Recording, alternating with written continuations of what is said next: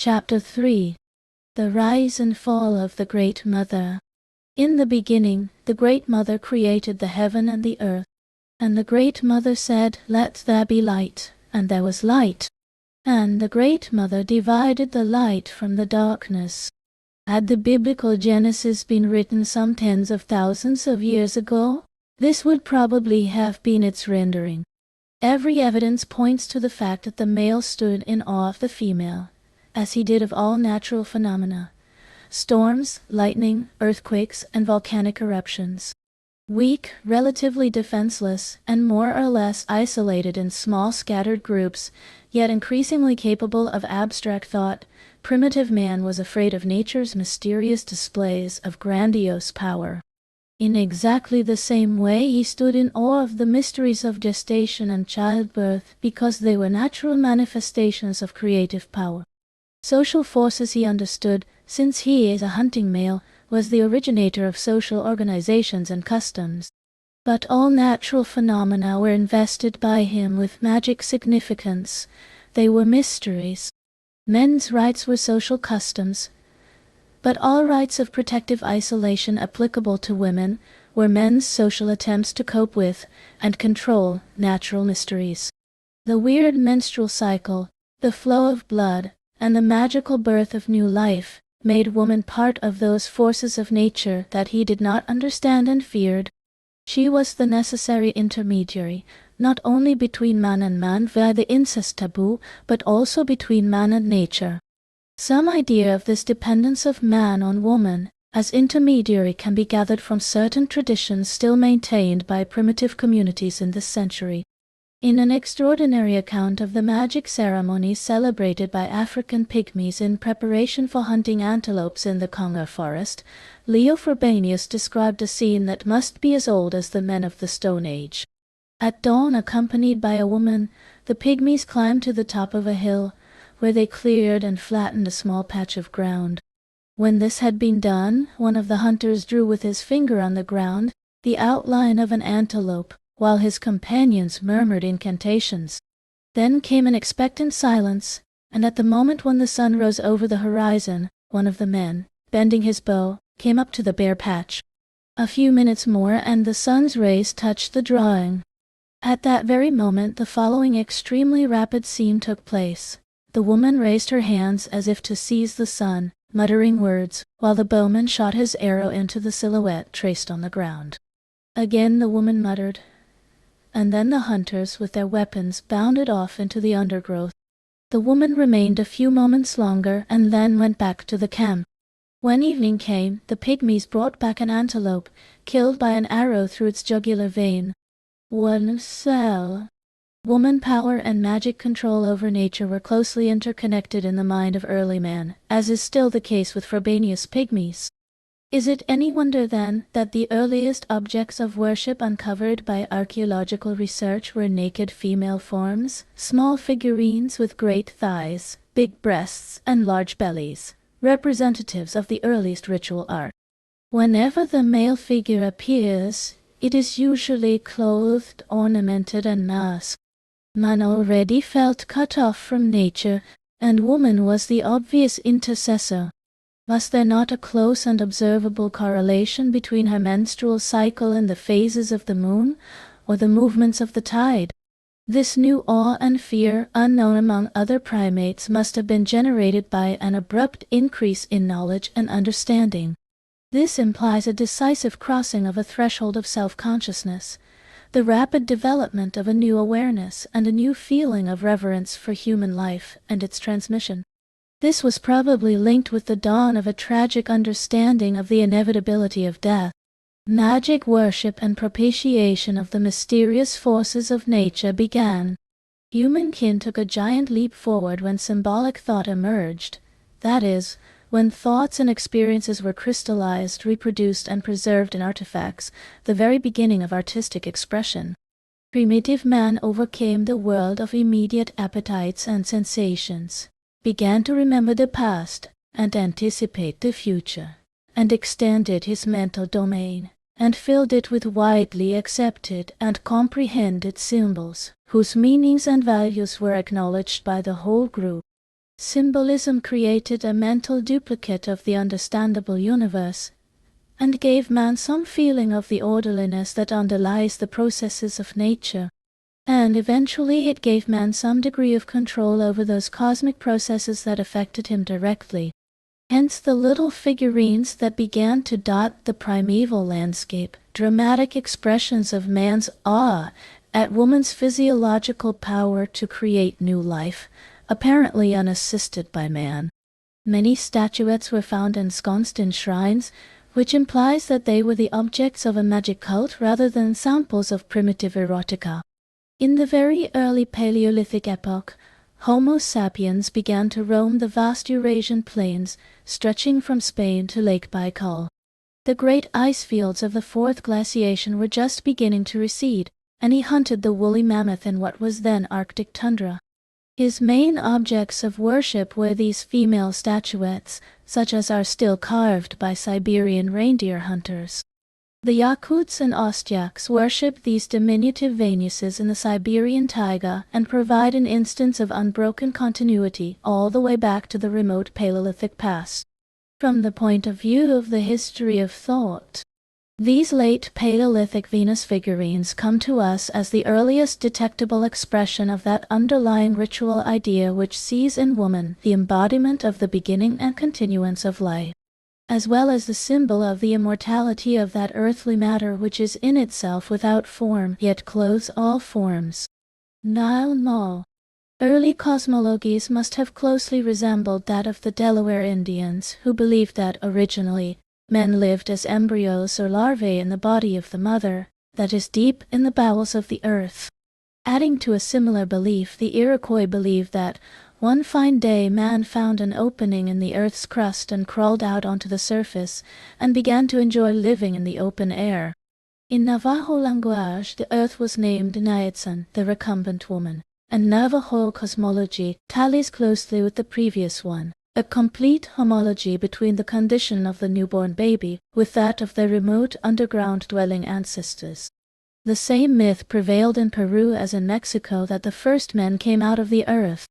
Pachamama, Peruvian Earth Mother or the Mexican Mother of all, also known as Sentatol, goddess of the maize, nourisher of men, and bringer of children. The mammoth-hunting Paleolithic man's dwelling places during the Aurignacian period were widely scattered but comparatively stationary. Within these semi-permanent dwellings, as in the warmer subtropical dwelling places farther south, woman's role and influence must have been considerable, inciting man's jealousy, resentment, and desire to gain control over this mysterious female power. To this day, a number of primitive populations, notably the Ona and Yagans of Tierra del Fuego, entertain legends to the effect that in ancient times women ruled man by witchcraft, and that it was only relatively recently that men reasserted their authority. This legend is widespread in primitive communities and points to some kind of tension between the sexes. Whatever the scant evidence of such tension in prehistoric times, however, some hostility may well have existed. Prehistoric man worshipped the little goddesses, but probably more in superstitious fear than in adoration. In those Aurignacian days, the climate of the Eurasian plain was Arctic. The ice fields were retreating at a very slow pace. Southern Norway was still under the ice cap. Hunting rhinoceros, reindeer, and mammoth from his relatively stationary dwellings, Aurignacian man appears to have been more or less willingly, completely under the spell of the naked goddesses, that is, of Mother Earth in her various guises. From the celebrated Venuses of Willendorf in Austria and Lesbourg in France to the 20-odd statuettes found at Malta near Lake Baikal, the great northern plains are strewn with Aurignacian remains, indicating the prevalence of a female-oriented worship. Such carved evidence has also been unearthed on Kostienki Island and at Yelisevichi in Russia, at Mézin in France, at Vistonis and Predmost in Czechoslovakia, and at Mainz in Germany. These rudimentary works of art always represent heavily breasted, stout women in advanced stages of pregnancy, presumably the work of Aurignacian and Gravettian sculptors, illustrating fertility magic. But the shattered remains of female statuettes in the rock shrine at Lhasal, almost certainly the victims of willful aggression, bear witness to a deep-seated male antagonism. Other such shattered remains were found in scattered Paleolithic encampments, pointing to a deliberate attempt to destroy the magic power of these female figurines, preparatory to the substitution of the male shaman for the female goddess as wielder of magic powers. Time passed, the ice cap retreated farther, and the climate and ecology of the Eurasian plain changed. Humid tundra became dry steppe, and new hunting game such as wild ass, antelope, wild horse, and bison required a more nomadic way of life, and a consequent decrease in the importance and influence of women. Pursuing the great herds required more of the running muscle than of the sitting fat. Magic worship began to shift at the western end of the broad plain, from the vagina to the phallus, and from an essentially plant-oriented to a purely animal-oriented mythology. This was the area of the great Paleolithic hunt when the bison and no longer the mammoth was the main game. When wide-ranging nomadism replaced the relatively stationary mammoth hunting encampments, animal-oriented magic cults took over, eliminating the female-oriented cults of former days. To this monumental shift we owe the great mural paintings of the temple caves in Spain and southern France. While in Russia and Siberia the mammoth remained for thousands of years, along with the female figurines. Certain it is, however, that in Europe these figurines disappear completely at the close of the Aurignacian epoch. In the Magdalenian period that followed, they are replaced by the magnificent cave paintings, in which we find a rich representation of animals and human males dressed as shamans. The extraordinary murals of the Trois Frères, the grotto at Touc-d'Audubert, and the caves at Lascaux with their dancing shamans, bulls, and bisons. It is worth noting, however, that these grottos, caverns, and underground labyrinths were still viewed as the multiple vaginas and wombs of the Earth Mother. Even this masculinization of the spirit could not do away completely with the primordial mother to whose entrails Magdalenian man entrusted his most precious pictorial creations. But by and large this was now a hunting world in which the masculine psyche prevailed and remained predominant until the close of the Bronze Age. In the great hunting plains of Europe the Earth Mother's magic power was broken, and male shamanism took over. What basically is a shaman? In real terms, a shaman is a medicine man who applies a psychoanalytic cure to organic or psychosomatic ailments. Primitive man fully accepts the reality of a world of good and evil spirits, magic animals, supernatural monsters, and malignant dwarfs, since he makes little distinction between objective reality and subjective feeling. But his acceptance is qualified to the extent that this, to us, crazy universe is to him a coherent system that he understands fully. What he refuses to accept are incoherent and arbitrary sufferings that have no place or explanation in his mental universe. The function of the shaman is to call in the myth as a valid explanation, and strip the suffering of its arbitrary meaninglessness and its incoherent aspect. For us today, the valid explanation of an ailment relates a germ or virus to the disease, but it is an external relationship between cause and effect. The shaman, on the other hand, relates the disease to some mythological monster which is internal and lurks in the mind of the patient. This establishes a relationship not between cause and effect, but between symbol and thing symbolized, or signifying to signify. He provides the patient with a language in which the disease can be expressed, understood, and therefore controlled or even mastered. Unlike the psychoanalyst, however, the shaman does the talking and actually cures the patient by taking an active part in the battle between the beneficent spirits that he leads into the diseased organ and the malignant monsters who symbolize the disease. In other words, the shaman incarnates a new, essentially masculine spirit that seeks to overcome forcibly the ills imposed by Mother Nature, instead of submitting to them with fatalistic resignation. He is the one who puts to flight the feminine spirit of Mother Earth and breaks the female figurines that symbolize it. While the masculine ethos came to dominate completely in the northern plains stretching from Spain to central Russia, another type of primitive culture developed farther south, in the tropics and subtropical areas stretching from East Africa, Egypt, Syria, Mesopotamia, all the way to India and Southeast Asia. Here, an entirely different type of social and religious structure prevailed, initiated by the transition from hunting and food collecting to cultivation. In horticultural economies, women are the main food producers. Besides being the child-bearers, all the magico-religious power is theirs. The lowered status of males in this type of organization, enhanced by their ignorance of their biological role as inseminator of the female, must have been strongly resented by the men. Small wonder if, in reaction, their revengeful imaginations ran amok and developed secret lodges and societies, the mysteries and terrors of which were directed primarily against the women. Such secret societies had nothing in common with those devoted to initiation in hunting tribes. They spread far beyond the local tribe, indulged in anti-feminist propaganda, and their membership had nothing to do with kinship but was recruited through election. Even today in West Africa and Melanesia, for instance, these primitive Freemasonries recruit their members in widely scattered and different tribes.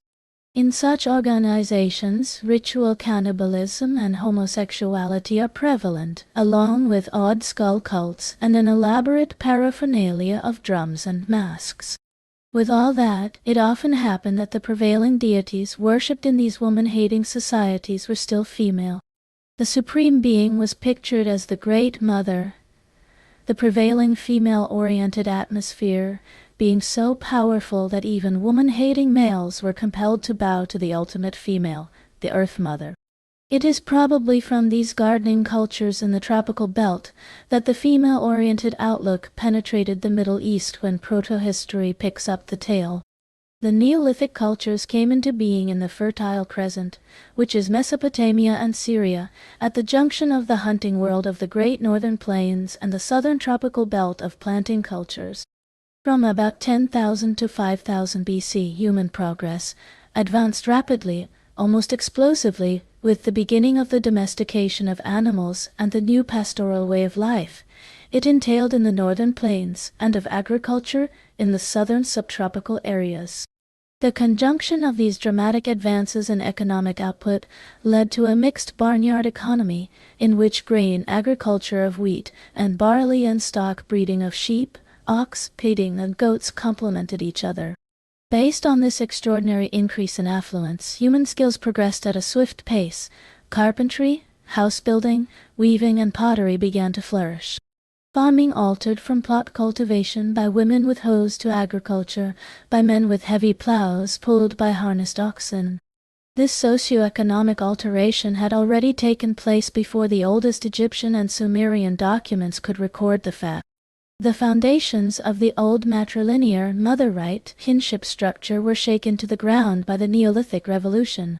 A multiplicity of technical inventions contributed to this revolution, harnessing domesticated animals, the sail, the wheel, and the potter's wheel. The discovery of irrigation and the rising fertility of the land allowed the farmers to grow increasingly large surpluses of food, which sustained increasingly elaborate and complex societies living in fast-growing urban centers.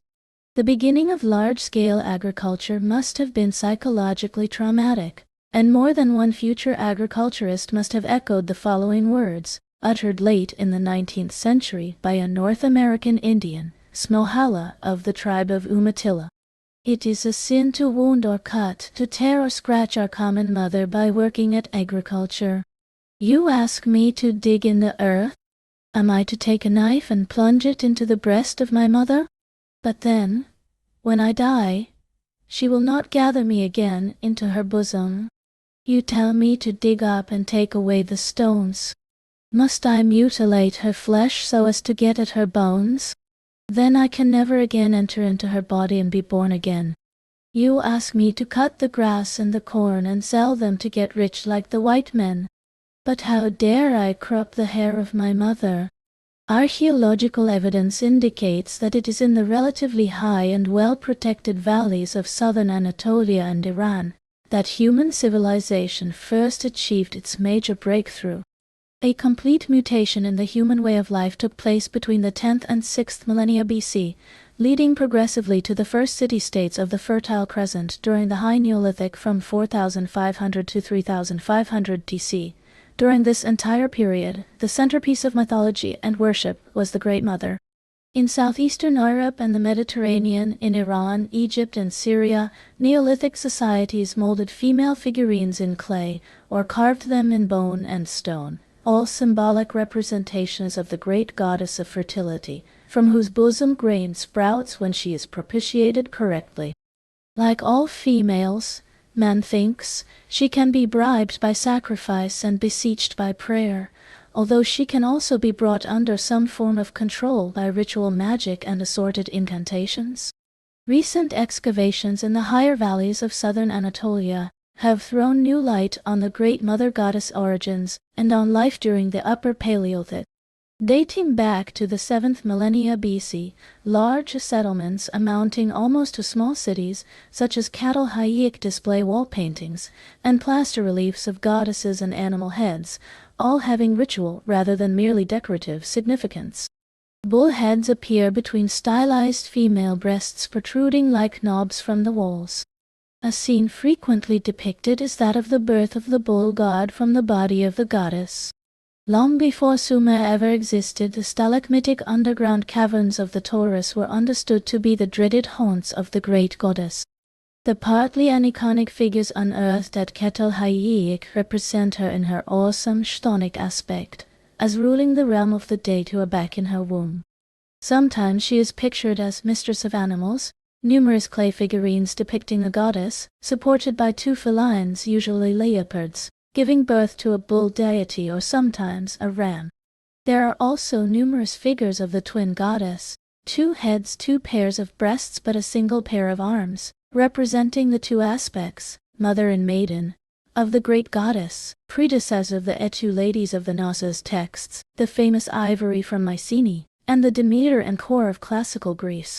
It is significant that at Cattle Hayik, somewhere around the 58th century BC, hunting ceased and agriculture took over, a process which started in Cattle Hayik Varai and was completed later in Hassalar.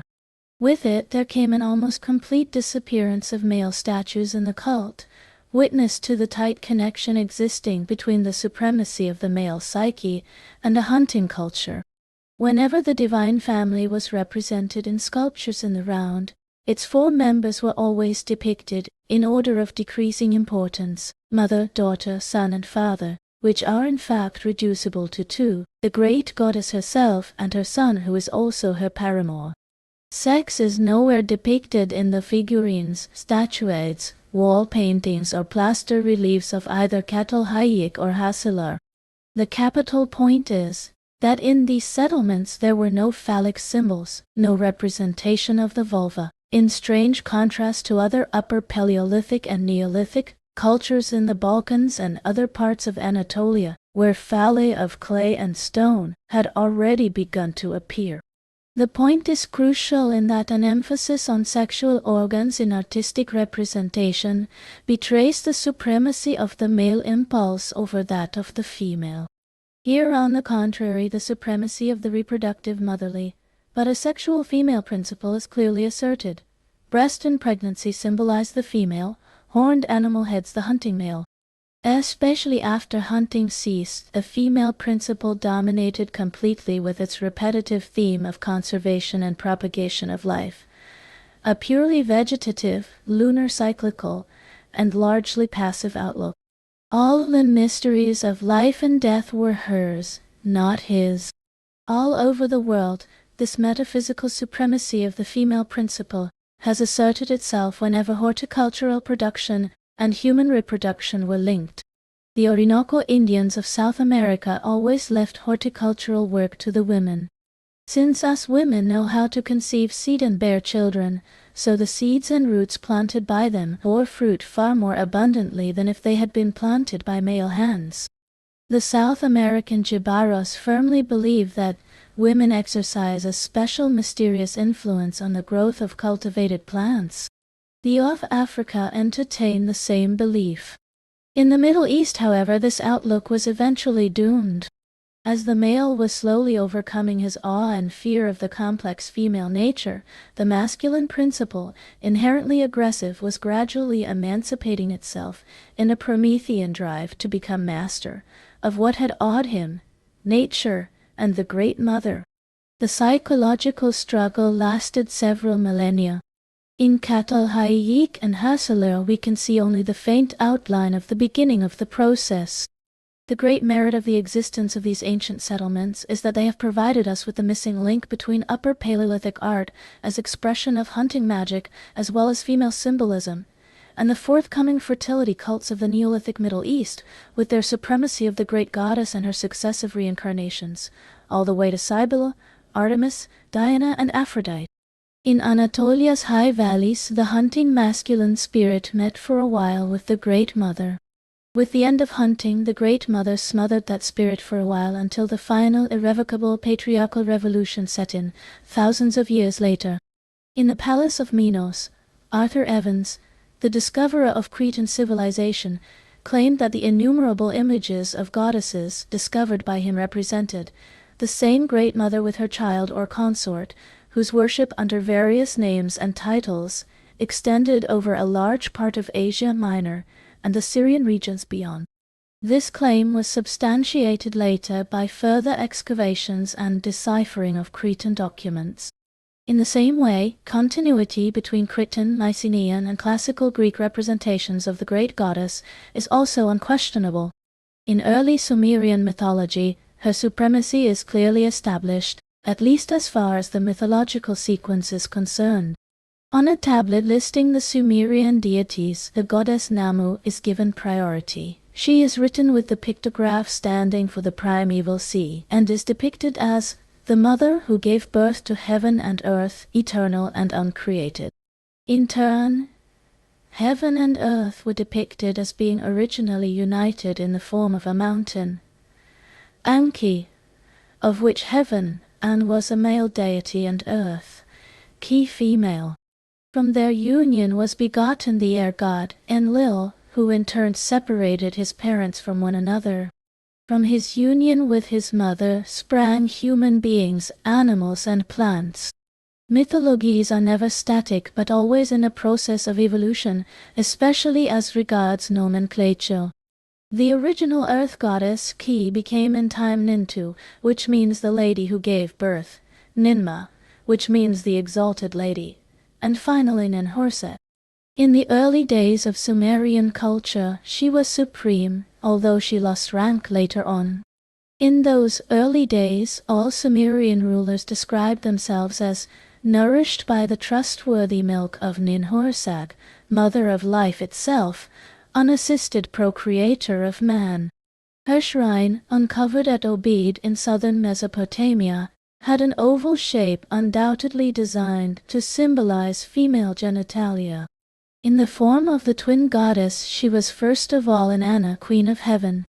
She was transmuted later in classical Greece into Aphrodite. As tutelary goddess of the city-state of Erech, she successfully stole all the divine laws from Enki, tutelary god of the city of Eridu. Her female organ-shaped sanctuary was eventually uncovered at Kafaja, but she was also the dreaded Ereshkigal, queen of the underworld. She later became Persephone in classical Greece. The god Dumuziabu, lover of Inanna in life and of Ereshkigal in the underworld, was the forerunner and counterpart of the Greek Adonis. This triad became, in the forthcoming mysteries of Eleusis, Demeter as Mother Earth, Persephone as Queen of the Underworld, and Triptolemus, their foster child. The overall continuity is well established between Sumer and post-Homeric Greece via Crete and Mycenae. From all available documents, it is quite clear that in the Bronze Age, Middle East, the prevailing view of life was essentially a non-heroic, fatalistic, rhythmic, lunar vegetal one. The great goddess, the original mother without a spouse, was in full control of all the mythologies. From Minoan Crete to the Indus Valley civilization of Mohenjo-Daro and Harappa, and even the China of the Shang era, she held full sway. She was the earth itself, and all that came from her womb was semantically assimilated to the female organs. The Babylonian word pu meant both the source of a river and the vagina. The Egyptian expression hai stood for both a mind's underground gallery and again the vagina. In fact, the vagina was equated in most Middle Eastern languages with underground features or water. The Sumerian burn implied both vagina and a river. The ores extracted were probably assimilated to embryos. The Babylonian ankubu translates either as embryo or abortion. Metallurgy and obstetrics were closely correlated. The Earth Mother was creative by parthenogenesis and was in no need of fertilization or impregnation by a male entity. This view lasted well into the classical Greek era, when Hera was presumed to be able to conceive unassisted and give birth to Ares, Typhon, and Hephaestus. In this Bronze Age matriarchal symbolism, there was no room for original sin, divine wrath, and an all-powerful godhead. The male gods were merely sons, later promoted to consorts of the great goddess. It is perhaps in Minoan Crete rather than Sumer that the female-oriented life outlook was most in evidence. There was an enormous preponderance of goddesses and female cult officiants. The emotional nature of the religion is evident in the tree cult scenes that have been excavated.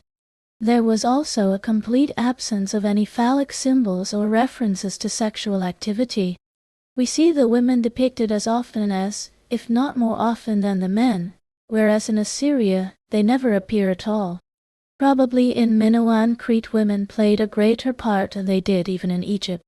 It is certain that they must have lived on a footing of greater equality with the men than in any other ancient civilization, and we see in the frescoes of Knossos conclusive indications of an open and easy association of men and women. Following the Egyptian custom, women were painted white and men red. Both sexes were elaborately dressed with flying hair of the same length. Women were unveiled, usually in décolleté with arms and necks bare. As in Mesopotamia, Minoan architectural symbolism emphasized the supremacy of femaleness. Tombs were shaped according to female anatomy. Death was merely the blessed return to Mother Earth's womb. The labyrinth and maze symbolized the female's internal organs, illustrating the twin principles of female defensive exclusion and male penetration.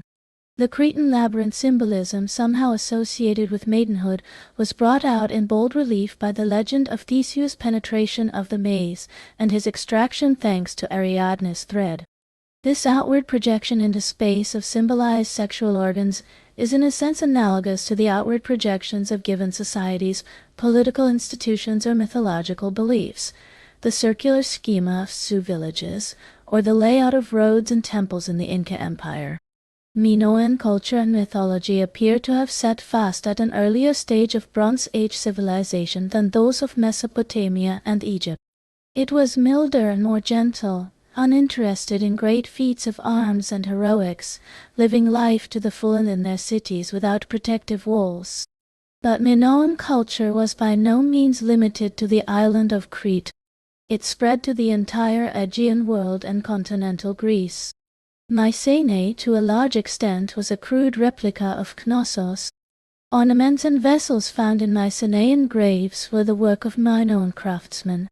Signets and representations of the Cretan, flounced skirt and masculine drawers were found. As in Crete, the great mother goddess was depicted surrounded by her Minoan paraphernalia, the dove, the double axe, the horns of consecration, and the sacred pillar. Yet there was at Mycenae the very beginning of a more masculine spirit, a greater martial atmosphere than in Crete, fortified citadels and large numbers of weapons. Mycenaeans worshipped the great mother goddess out of atavism, but the barbaric Mycenaean spirit definitely prefigures the forthcoming patriarchal revolution. In Bronze Age matriarchal symbolism, placid and optimistic, the motherly stress was on unification and conservation. In the subsequent patriarchal era, the stern, fatherly stress would be on dissociation and change. The fundamental psychological reason is obvious. a girl gradually approaches her ultimate role of motherhood with rising sureness, thanks to identification with her mother. A girl finds that the reinterpretation of impregnation, conception, and birth fits easily into her early experience with the intake of food, while the boy with the same initial experience can at most use it to interpret the female role, but will find himself heavily confused if he attempts to use it to interpret his own. For the boy, the process is reversed. He must realize himself as different from his mother. He must turn out of himself and find expression through the bodies of others. As Margaret Mead states it, a girl's femininity is concealed deep within her, nothing that she can touch and see, depend upon, or flaunt. The small boy struts, sometimes with emphasis on his penis, more often carrying hatchet, knife, stick, pole, in upward positions as he marches, parries, performs. His behavior, however symbolic, is to the extent that he is male, a concentrated phallic exaggeration, while his sister's is more diffuse and involves the whole body. The little boy is sure about his specific maleness, but seems not to be so sure of his adequacy to operate it. He supplements with various symbolic objects. A further difference lies in the fact that a woman experiences sharp and dramatic cleavages in her life course, sharp transitions between defloration, pregnancy, childbirth, and menopause. Man's life course knows no such abrupt thresholds, its various stages shading imperceptibly into one another from childhood to old age. As a result, woman places greater emphasis on being, and man on doing, on proving that he is a man, that he is different. The female motherly outlook, cyclical and rhythmic, dissolves all duality, including life and death, in a warm, consoling embrace. Nature and spirit are not divorced, immanence and mystical feeling prevail. Life and death are only two episodes in the essential being of Mother Earth. Life merely implies a temporary detachment from the planet's womb, death a return home. Keeping this view in mind makes it easier to understand what happened when, at the end of the Bronze Age, a monumental psychological shift took place, and the prevailing female-oriented outlook disintegrated. In remote times, the mysterious menstrual cycle, pregnancy, and the birth of new life out of woman's body made a profound impression on the masculine mind. This was greatly enhanced by the fact that pregnancy and the sexual act were not understood to be connected. Apparently, man had no part in the creation of new life. It was female magic and the reincarnation of ancestral spirit that thrust new life into the woman's womb, not man's semen. Even in the advanced civilization of early Minoan Crete, where divinity was worshipped in the shape of sacred motherhood, the heavy buttock clay figurines prefiguring the forthcoming great goddess were usually in a state of advanced pregnancy. The biological role of the father does not seem to have been fully understood. Man was therefore father only in a legal and social sense. Men were related through mothers, not fathers. Until very recently, for instance, among matrilineal Bantu tribes, kinship ties were based on the fact of being born from the same womb, or suckled at the same breast. All the father did was to legitimize, as it were, almost adopt his own children. And the fact that they thought that the fetus was merely a seed placed in woman's womb through contact between her and some animal or sacred object stripped man of all participation in the life-creating process. Since they believed that before birth their soul or spirit dwelt in caves, trees, wells or rock crevices before being ushered into woman's womb by some magic or other, they were far more closely related to, and yet fearful of, nature than they have been ever since. We might say in a sense that man was not yet born, that he did not yet realize that he belonged wholly to the biological species he represented. It might be better to consider that at this stage his life was in a prenatal phase. Man still continued to share directly in a life that was not his own, in a cosmico-maternal life. This seems to have been a worldwide fact. In Athens, traditional lore had it that before Cecrops, who was the mythical founder of the city, children were ignorant of their fathers. In early China, it was commonly believed that a woman could become pregnant from a dragon's saliva. Even in contemporary times, the Trobriand islanders' language had no word for father because the very concept did not exist. It was the missionaries who taught the incredulous islanders the facts of procreation which they had believed, until then, to be attributable to the entrance of a ghost Paloma into the womb, usually when the woman was bathing. New Zealand's Maoris claimed that the moon is the real husband of all women. Some Australian tribes restrict the role of the husband to merely opening the woman, while Hudson Bay's Eskimos believe that although the child actually crawls into the womb, man's semen is required to feed the child. Other Central Australian Aborigines, the Arunta, Luricha, and Ilpira, understand the connection but claim that the child is not the direct result of coitus. As far as they are concerned, sexual congress does not cause pregnancy, but is merely a required preparation for the introduction of the child's spirit in the womb.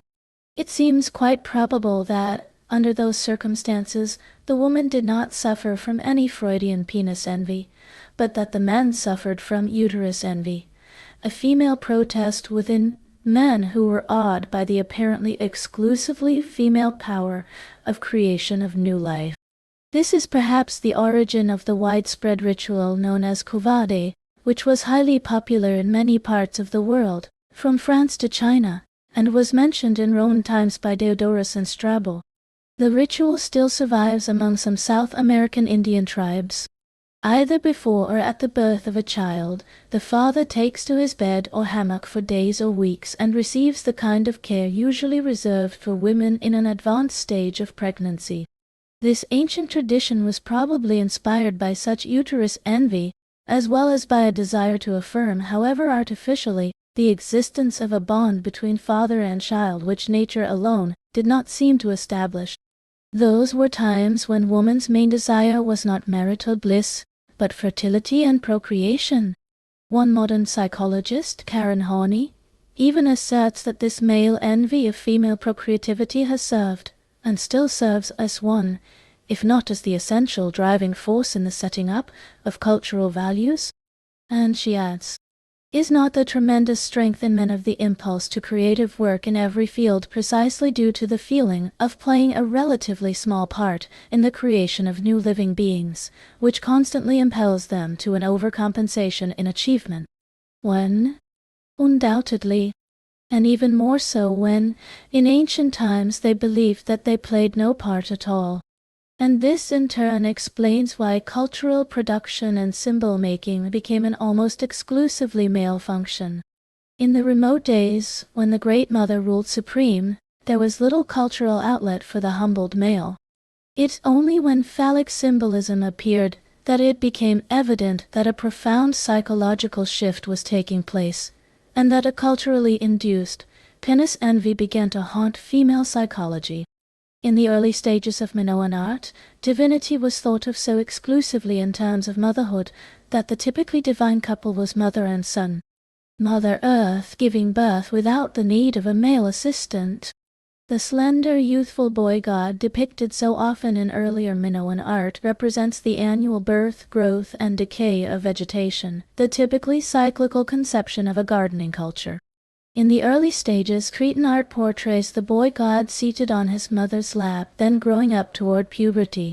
And then, in the late Minoan age, the boy god seems to have lost prominence before the slow advance of procreative ideas.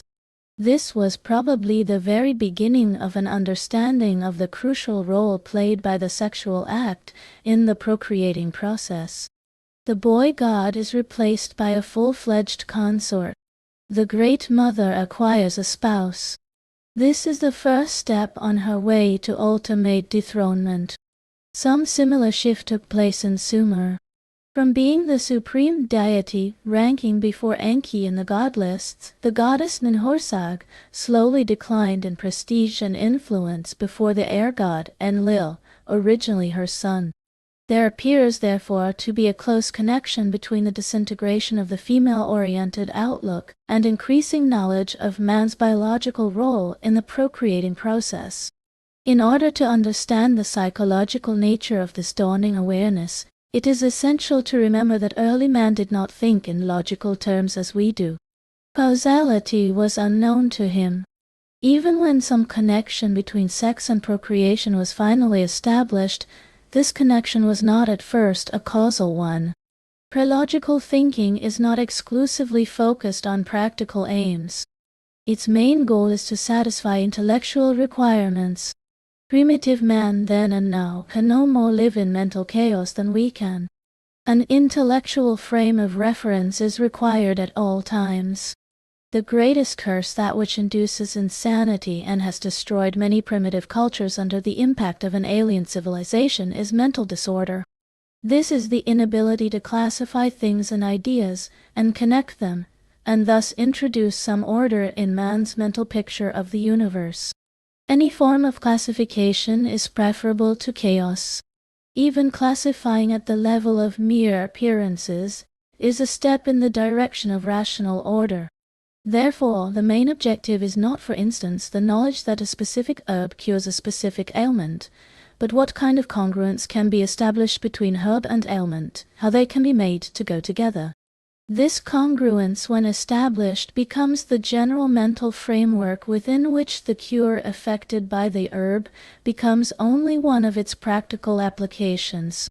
Quite obviously, a phenomenon such as the interdependence between love-making and pregnancy is not grasped in terms of cause and effect, but in terms of symbol and phenomenon, symbolized, or in terms of signifying and signified.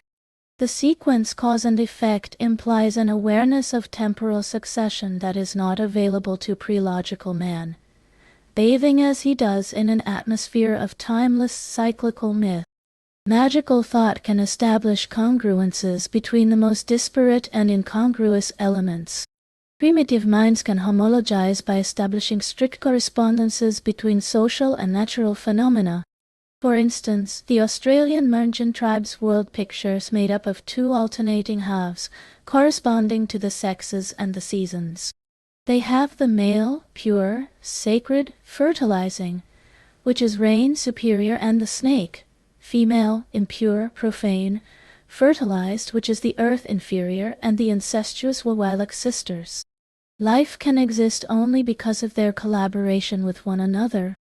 And if it had not been for the mythical crime of incest committed by the sisters, there would be neither life nor death, and no seasonal rhythm. Linguistic evidence illuminates this metaphorical framework.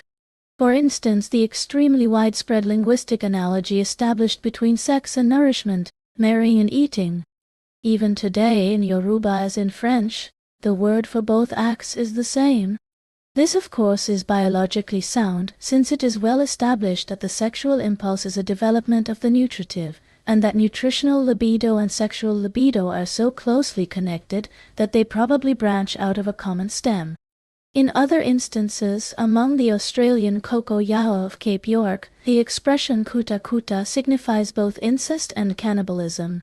While as a rule the male is the eater and the female the eaten, on the mythological plane, a strange inversion often occurs with the theme of the vagina dentata, betraying the unconscious fear of some males in the Far East, especially that, through copulation, the female drains away into herself their vital strength.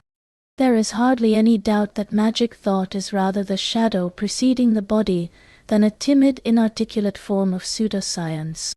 It is not just a beginning or a modest attempt at scientific thought, but a vast, well-articulated mental system, comparable in every respect with that of modern science, except for its inferiority in practical results. Myths and fables were not destined to push away reality, but, quite the contrary, to preserve observations and thoughts adapted to the world as perceived by primitive man, to discoveries of a specific type, those prompted by the organization and exploitation of an intensely concrete world in concrete terms. It seems clear, therefore, that the gradual awareness of man's biological role in determining pregnancy, understood in terms of rough causality, implies that sometime between the 5th and 3rd or 2nd millennia BC, depending on the culture and the geographic location, man crossed a mental threshold from magico-symbolic thought processes to rational thinking. The same fact, which is the connection between coitus and pregnancy, that had been observed for some time was now understood quite differently in causal, and no longer magical terms. It gradually dawned on late Bronze Age man that this connection was not only essential, but was also the only one that created new life. To give an instance of the conclusions reached by relatively primitive cultures when that mental threshold was reached, we have the widely prevalent view among the Lepchas of Sikkim, but also known to the Turks, Mongols, ancient Chinese, and Indians, since the distant days of the Mahabharata, that the bones and brain come from the father's semen, and the flesh and blood from the mother's vaginal secretions. Hence, the necessity of the prohibition of incest, in the light of this new knowledge, failing which it is presumed that bones become brittle and the offspring sickly.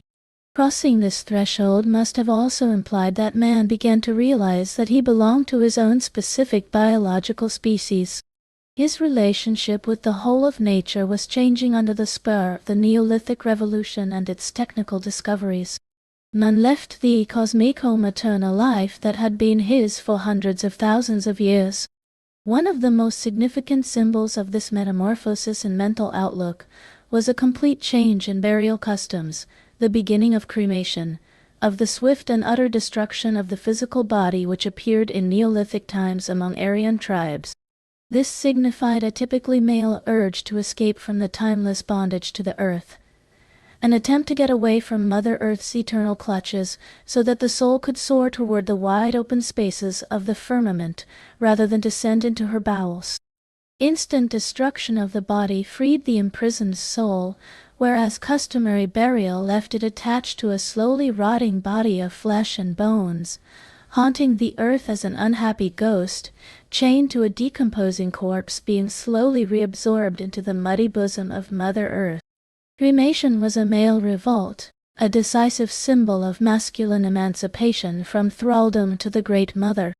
The opposite of the earthbound outlook of female-oriented cultures in which the corpses were carefully buried in the fetal position as if returning to the womb.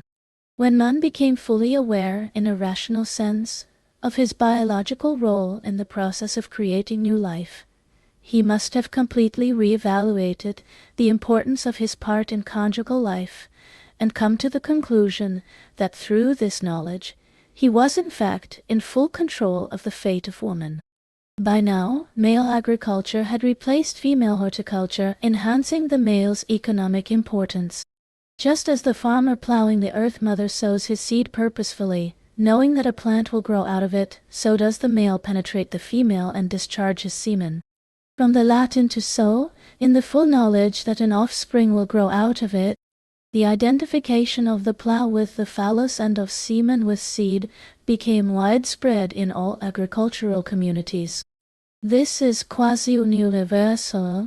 While the Indian Vidavdat compares fallow land to a barren woman, in many Eastern and Western tales, the woman who cannot beget children cries that she is like a field on which nothing grows. The great Syrian god Baal was termed the spouse of the fields, and the Quran of Muhammad states that your women are unto you as fields. The Indian laws of Manu bluntly declared that the woman is the field and the male is the bestower of the seed.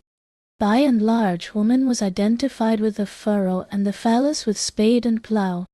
These came into being as anthropo-telluric concepts only when the true nature of conception was understood.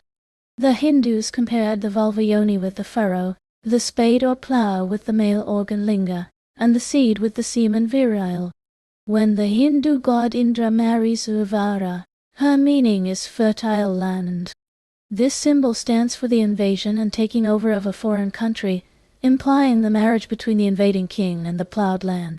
It is in the amazing metamorphosis of the old matriarchal mythologies that the depth and importance of this profound psychological revolution can be best understood. All the mythologies were taken over and stood on their head. All the female-oriented myths were reinterpreted patriarchally. What had been good became bad, Former heroes became demons. The remarkable coincidence was that this metamorphosis happened more or less simultaneously over a period of time in the Indo-European and Semitic worlds, in Greece as in India, and in China as well as in Palestine and Mesopotamia. It is to this exceptional conjunction of a changing male outlook in the ancient agricultural societies and an irresistible tidal wave of nomadic patriarchal invaders that history owes this global revolution. Actually, it was a slow revolution by our contemporary standards. We can trace its outline in the mythological metamorphosis that took place at the time, the victory of the sun god. The sun arose in the mythical consciousness of Paleolithic man as the great hunter par excellence, whose appearance at dawn chases away the stars and moon, as the roaring lion, perennial symbol of the sun, scatters the weaker animals around him. The divinity of the sun, lord of time and space, was essentially masculine. The phallic sunbeams struck down on Mother Earth, a maleness whose rays impregnate the earth and cause the seed to germinate. From Spain to China, the prehistoric sun stood for maleness, individual self-consciousness, intellect, and the glaring light of knowledge, as against the moon, ruler of the tide, the womb, the waters of the ocean, darkness, and the dreamlike unconscious. Even today, thousands of years and many civilizations later, Carl Jung has found that the sun still symbolizes, in the dreams of the modern unconscious, the individual consciousness. So it was that, in a strange process of psychological mutation known as solarization, the entire symbolism of former times was reversed. The moon and the lunar bull, symbols of female supremacy, were overthrown by the sun and the lion, the male principle. In the mythological belief of the Semitic Babylonians, this translated itself in the decisive victory of the sun god Marduk over his female ancestor Tiamat. This victory appears to date back to the days of the great Hammurabi. The ascent of the male principle is clearly visible in this strange mythology, with its shift from the earlier emphasis on a non-dual state which precedes creation and identification with the forces of nature, to one that emphasizes greater self-awareness, individualism, the ascent of the intellect, a sharper understanding of the time process and of rudimentary causality, a greater focusing on combat and power, strife, and effort. In Egypt, the same process took place. At the earlier stage, as depicted in the Narmer palette around 2850 BC, the horizon was bounded by the four legs of the cow goddess Hathor, Hathor of the horizon. She was conceived as straddling the earth, her legs the pillars of the four quarters, her belly the sky. The sun god Horus entered her mouth every evening at dusk and came out again the following morning. Upon entering, he was the bull of his mother, symbolizing the insemination of the cow. Upon emerging the following morning, he symbolized his birth from his consort's loins. He was thus his own father, while Hathor was both his consort and his mother. In the aspect of the bull father, Horus was also Osiris, symbol of the pharaoh's dead father. However, as plain Horus the falcon son, he was also the living pharaoh himself. A decisive shift took place a few hundred years later, and as evidenced by the famous step pyramid of Pharaoh Sosir around 2630 BC, a new mythological age dawned when the same process of solarization took place in Egypt as was taking place in Mesopotamia. The myth of the lunar bull was gradually superseded by the solar mythology of the lion. With the 5th dynasty, a new myth appeared to give mythopoeic expression to this solarization. The sun god, Re, no longer the sun as Horus, but the father of Pharaoh, presides over this change of outlook. From now on, a strongly masculine spirit pervades Egyptian mythology and cosmology. The concept of Pharaoh as god-king disappears, to be replaced by an eternal, more elevated and transcendental solar principle of radiant light, one which never dies, and of which the living Pharaoh is only the obedient son. The sun is eternal and is always there, either in the world or the netherworld. the old female lunar dialectic of alternating light and darkness. Life, death, rebirth fades away. A male transcendental god emerges. Yet Pharaoh still partakes of divinity in a subordinate way, and divinity is still immanent in the glorious land of the Nile. A certain optimism still prevails in Egypt that has disappeared in the gloomy mythology of Babylonia. It was from this somber atmosphere rather than the more optimistic one of Egypt that the Hebrews drew their own cosmogenesis. Among the first items we read about in the biblical Genesis, the evil serpent who tempts Eve is in fact a reverse adaptation of the old snake god, a revered deity in many lands from Sumer to pre-Aryan India.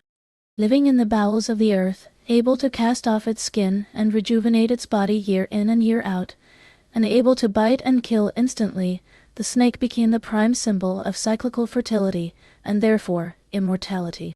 It also became a prime phallic symbol, especially when diving into water, the primordial symbol of femaleness. The water-female symbolism was fully retained in the biblical account. The Spirit of God was moving over the face of the waters. But the serpent lost its lordly position to become the repulsive incarnation of a newly conceived Satan. In the biblical rendering, the snake now becomes more subtle than any beast. It is cursed above all cattle and above every beast of the field by a wrathful Yahweh who condemns him to crawl thereafter on his belly and eat dust all the days of thy life. So much for the former symbol of maleness, whose major fault, presumably, was to live in the bowels of Mother Earth. His former position is now occupied by the wind. The wind becomes spirit, the dynamic masculine, seminal, and creative power, while the sluggish waters remain female. Moses floating in his basket on the Nile symbolizes the child in his mother's womb. The basket, floating in the amniotic fluid, the river. The baptismal rites still symbolize this birth from water, the maternal waters. The Garden of Eden was taken wholesale by the Hebrews from the paradise depicted by the Sumerians in the mythological poem titled Enki and Ninhursag. Dilmun, the Sumerian Eden, is a land that is pure, clean, and bright, a land of the living, where sickness and death are unknown, and in which the great goddess Ninhursag cultivates 8 plants. The villain is the water god Enki, who orders the two-faced god Isamud to pluck off the plants and bring them to him, whereupon he eats them. Enraged, Ninhursag pronounces upon him the curse of death. Enki falls desperately sick, and none of the other male gods seems to be able to cope with the disease. Suddenly, Ninhursag reappears, forgives him, and heals him. This is a striking contrast with the unforgiving harshness of the biblical account. Every item of the biblical description of the Garden of Eden appears to be borrowed from the Sumerian myth, but reinterpreted in its own fashion. The existence of Eden itself, located by the Bible eastward as was Dilmun, which was probably southwest Iran. The watering of Dilmun inspired the biblical phrase, "There went up a mist from the earth, and watered the whole face of the ground." So was the painless birth of several goddesses turned upside down. Unto the woman he said, "I will greatly multiply thy sorrow and thy conception. In sorrow thou shalt bring forth children." Enki's eating the plants and being cursed foreshadows the biblical episode of the tree of knowledge, the eating of the apple, and Yahweh's subsequent cursing of all concerned. But this time the woman is at the wrong end of the stick. Instead of being the benevolent, all-powerful Ninhursag who forgives Enki and restores him to good health, wretched Eve is condemned to subservience to Adam. "And thy desire shall be to thy husband, and he shall rule over thee." This was some slight consolation for the fact that Adam too was cursed and banished from the Garden of Eden. Even the fashioning of Eve out of one of Adam's ribs, a symbol of man's priority, is an adaptation of a Sumerian play on words. The Sumerian for rib also means to make live. In the Sumerian account there is no sign of implacable divine anger, no knowledge or awareness of guilt, no forbidden fruit. Knowledge is there to be plucked and enjoyed by all those who attempt to secure it in the proper way. The concept of a fall is unknown, and so is the curse of original sin. A seemingly idyllic spirit of innocence prevails in Dilmun, a joyful acceptance of all the bounties of nature, and a feeling of mystical union, binding all living things. This is a hymn to life itself, the typical mythology of a female-oriented culture. The old Sumerian seals depict a world outlook of fundamental cosmico-maternal peace and accord. It is easy to recapitulate the metamorphosis of the concept of cosmic creation, from the universe born of a goddess without a spouse to that born of a great goddess in need of a male consort, and through the concept of the universe formed out of the earthy body of the slain goddess by a male deity, which is the Babylonian concept, to the ultimate downfall of the goddess in the biblical account. In conjunction with the gradual fade out of the female principle and the rise of the male principle to mythological supremacy, another striking development takes place. The increasing strength of the male per se, in that the son becomes invariably more powerful than the father. The begotten one overcomes the begetter, implying the birth of the masculine notion of progress. Enlil, the air god, becomes stronger than his father and god of heaven.